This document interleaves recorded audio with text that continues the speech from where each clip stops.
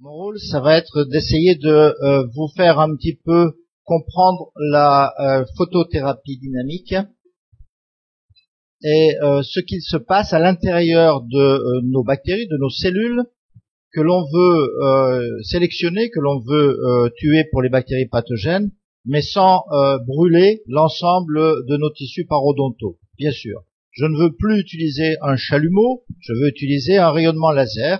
C'est la raison pour laquelle on travaille, Jean-Louis, moi et beaucoup d'autres, sur cette photothérapie dynamique. Ça ne veut pas dire, bien sûr, que l'on ne doit plus utiliser certains lasers. Je pense particulièrement à ce laser ND-YAP que j'ai mis ici, qui fait d'excellents traitements parodontaux. Mais avec ce laser, il y a un paramètre praticien, il y a des gestes à adapter.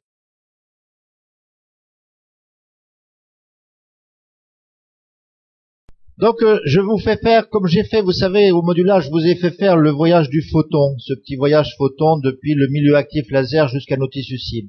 Là, je vous fais faire le voyage dans la cellule un petit peu, pour que vous compreniez un petit peu ce que nous cherchons. Vous vous souvenez tous de cette cellule, vous la connaissez tous. Qu'est-ce que c'est? Vous l'avez tous étudié. Oui, c'est une paramécie, absolument. Donc c'est une paramécie qu'on a tous étudiée en sciences naturelles. La paramécie, c'est une cellule eucaryote, c'est-à-dire que c'est une espèce vivante avec une membrane nucléaire, avec un noyau. Et ces cellules eucaryotes, quelles sont-elles? Elles regroupent tous les organismes du monde du vivant, c'est-à-dire les animaux, les plantes, les champignons et les protistes. Qu'est-ce que c'est que les protistes? Qui sait ce que c'est que les protistes?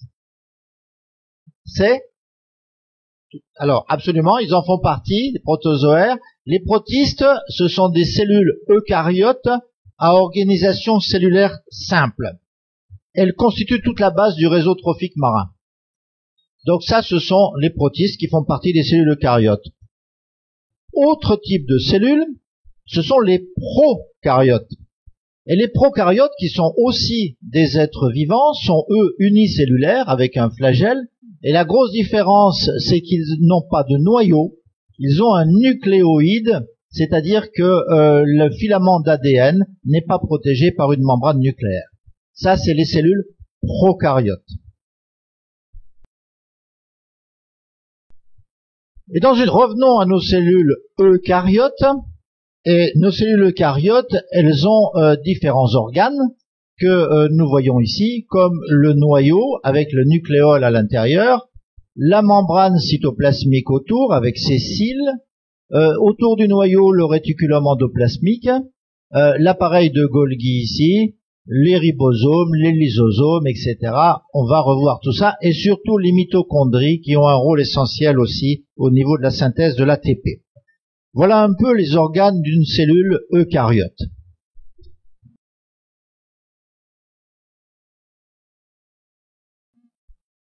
Et à ces cellules, finalement, on va appliquer, nous, chirurgiens dentistes, on va appliquer deux effets. Le premier effet qu'on va leur appliquer, c'est l'effet de la PDT, la photothérapie dynamique, qui est l'activation d'une substance par un rayonnement laser, dans notre cas. Ce sont des réactions photochimiques, il faut une certaine quantité d'oxygène pour obtenir cette photothérapie dynamique chez nous, et c'est la présence d'oxygène qui va permettre les réactions de photooxydation et l'apparition d'oxygène singulé puissamment bactéricide. Ceci se passe à l'intérieur, sous les effets thermiques de coagulation, bien sûr, à l'intérieur de nos tissus, mais jamais au niveau des effets de carbonisation ou de coagulation qui, eux, tuent l'ensemble de nos cellules vivantes. Le deuxième effet que l'on va appliquer sur ces cellules, c'est l'effet biostimulant. Et là, il y a des choses à connaître aujourd'hui par rapport à ce qui se passait il y a encore une dizaine d'années. Cet effet biostimulant, c'est avant tout, c'est aussi une prolifération, une respiration cellulaire, et avec une prolifération cellulaire, une libération naturelle de facteurs de croissance sanguin, et avec une production de protéines de HSP70, qui sont des protéines de choc thermique. Et ça nous a beaucoup modifié un petit peu notre réglage des lasers. Auparavant, en biostimulation, on travaillait à moins d'un watt, à 0,1, 0,2, 0,3 watts, et on disait qu'on était dans des lasers athermiques, ce qui était faux, puisqu'il y a toujours production de chaleur, mais en tout cas, on ne les sentait pas.